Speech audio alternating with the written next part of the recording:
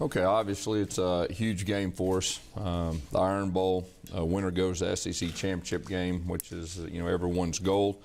We talked about our team's goal this year is to get better each game. I feel like we have up this point, and for us to have a chance to win, we're going to have to play our best game and our most complete game up to this point. Questions? Gus, at SEC Media Days, you said that you were going to close the gap on Alabama and close it quickly. You'd only gone through one spring practice with these guys. What gave you the confidence to say that at that time? Well, I just knew our mindset was getting better. I mean, there was still a lot of question marks early in the season. We learned a lot about our team, but it was just our overall attitude, and we felt like we had some talent here also. What did that also say about the confidence in yourself to lead and organize a staff? Well, we got a great staff. They deserve a lot of credit to where we're at right now. But I think the most important thing was just the mindset. You know, Auburn's a great place, and so it was really just the mindset.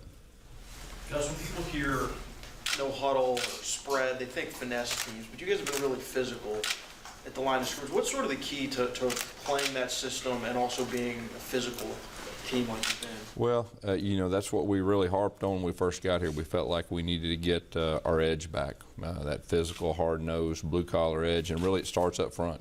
And, we're a run, play-action team. You know, a lot of times you hear spread, you think pass to open up the run, but, we're a run to open up the pass.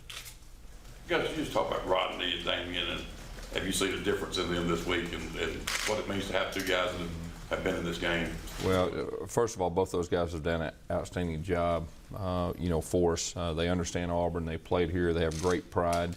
And the fact they played in this game, I think that will definitely help. But, all of our coaches have really had their A game this week. But I know their players can really rely on their coaches' experiences in the past.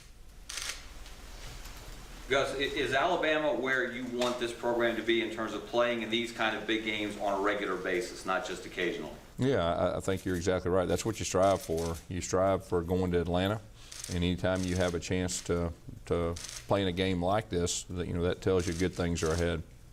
Do you have to, as a coach, even when you're dealing with this, it's not a distraction, but to focus on the long term? You guys are recruiting. You want to sustain it. Like you said, you want to be up here regularly. Is that kind of the goal that you kind of keep in the back of your mind? Yeah, there's no doubt. I mean, Auburn's a great place, and Auburn's a place you can win, and you can win on a consistent basis. And, we've tried to get to this point. I'm real proud of our team that they've got to this point. They've improved each game and set themselves up for a game to have a chance to go to Atlanta. A lot of coverage on Alabama's quarterback. Can you talk a bit about your quarterback and how he has progressed throughout the season and going into Saturday? Yeah, Nick Marshall's been a big key to our success. I've said it before, but he didn't go through spring. We've never had a quarterback in our system not go through spring, and what he's done is really amazing. He was learning the offense on the go on Saturdays, and we were learning a lot about him. But he is a tough customer. He's mentally tough. He's physically tough. And he's a great competitor, and he's earned his teammates and coaches' respect. Coach, on paper, it looks like maybe the biggest matchup is going to be Alabama's defense, allowing only 91 yards rushing per game, and your offense going against that. What do you see as the biggest matchup heading into this weekend? Well, I think that's one of them. I mean, obviously, they're very good against the run, and we're pretty good running the football. I think that'll be a big key. But at the same time, they've got an outstanding offense, and we've got to find a way to make them uncomfortable and slow them down. Gus, what do you live by every day as a coach that helped turn this thing around from last year? We've taken it one day at a time, and we've tried to improve each practice and each game. And I've said this before, it sounds like coach speak, but that was exactly how we did it. And, our coaches have done a good job with our players of demanding that, and our players have done a good job of being disciplined enough to follow that. And that's been a big key. Over the years, have you prepared for Nick Saban and Kirby Smart defenses? Do everything, obviously, before the game. When you get in the game, how often does it kind of take some time to kind of adjust to things they're doing, and what do they do really well in game on defense? Well, first of all, they're extremely talented at every position, and from an offensive standpoint, you look for weaknesses and all that, and they've got very good players at every position.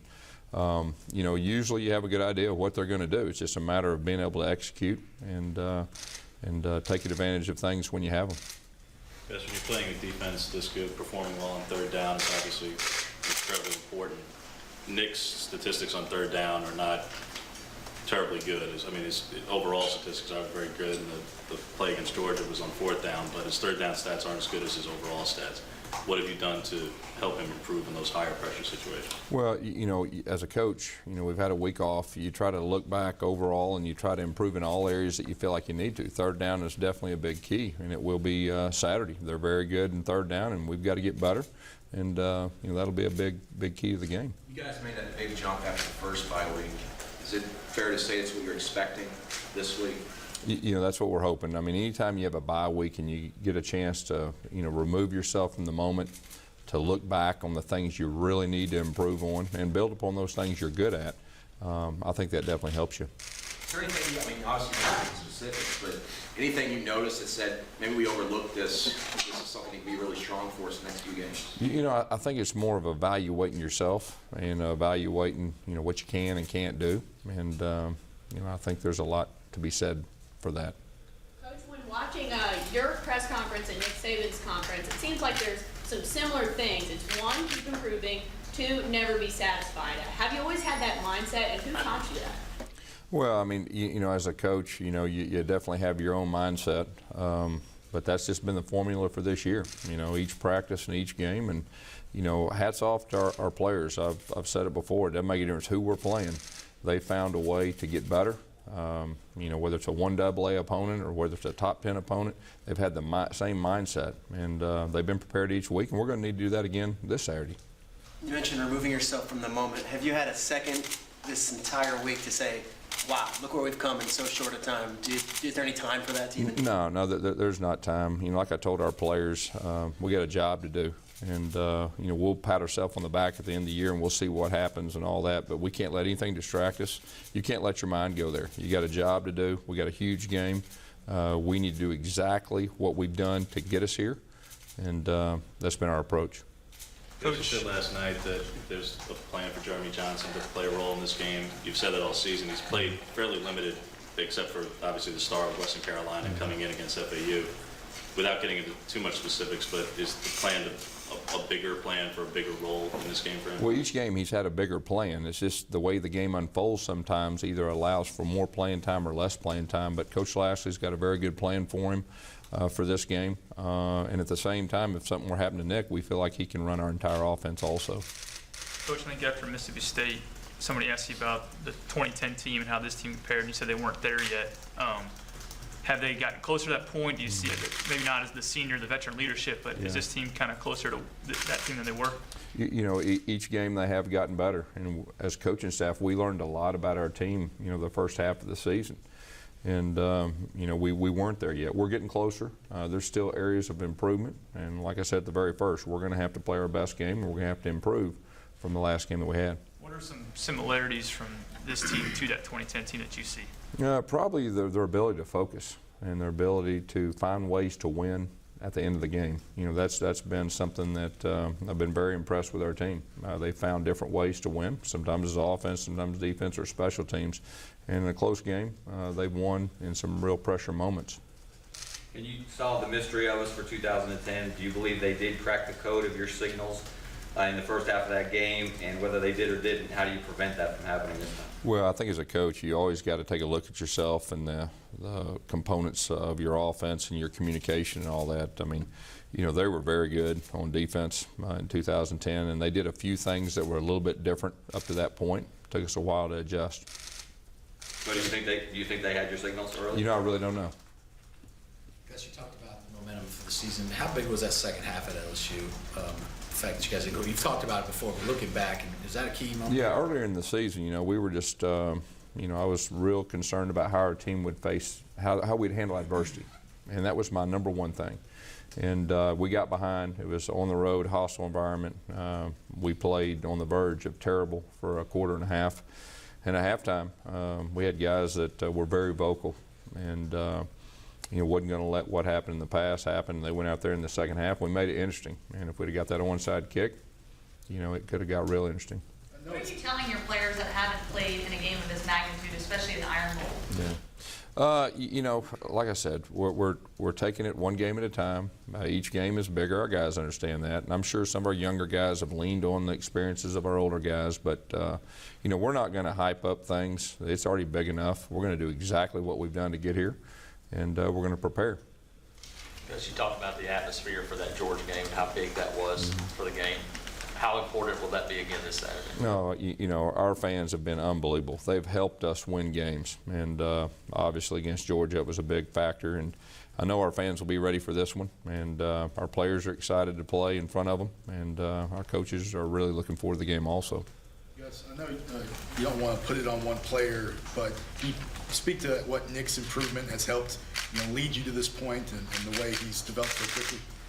Yeah, I mean, like I said, Nick's improved each game. Coach Lashley's done a very good job with him. You know, he's starting to get more comfortable where he can actually run the offense without thinking. He can be reactive, and I think that's been a big key, you know, to our success. Have you seen the players respond to that, you know, his improvement day to day? Yeah, our players have a lot of respect for him. Like I said, he doesn't get too high or too low, but he's got that air about him that they really believe in him. Even in pressure situations, they believe he's going to make a play, and of course, you know, he showed that so far this year. A.J. McCarron's 36-2 and getting in the Heisman conversation. What do you think of him from what you've seen over the years? He's a very good quarterback. You know, he has great command of the offense. You can see that he does a good job getting him in good plays, getting him out of bad plays. He can make all the throws. Let's talk about the confidence that this team has. It seems like a big factor in the turnaround as well. Yeah, I think each week they've gotten more and more confidence. And like I said, after we've won a couple big games, you could see that the momentum and the confidence, you know, was better, you know, each week. How important was that for you guys as a staff to exude even before the season that, hey, we're gonna be a team to be reckoned with? Well, you know, like I said, at first our coaches, you know, we had high expectations for our players, and it was more about us. And we were learning our players. And, you know, our coaching staff's done a very good job developing relationships with our players and trust. You know, our players trust our coaches, and our coaches trust our players, and I think there's something to be said for that.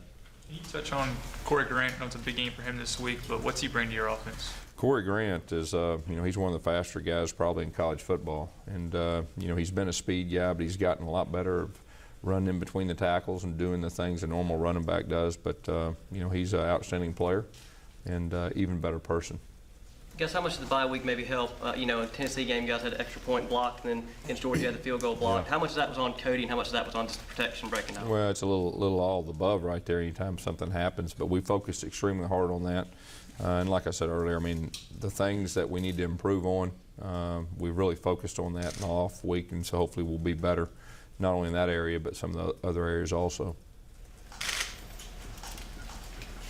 Anything else? Yeah, Coach, with how much you like to move and have pace and things like that, do you deep fry turkey or do you wait for it to? I'm not for sure what I do, to be honest with you. I think my wife does all that. All right, Coach, thank you. Thank you.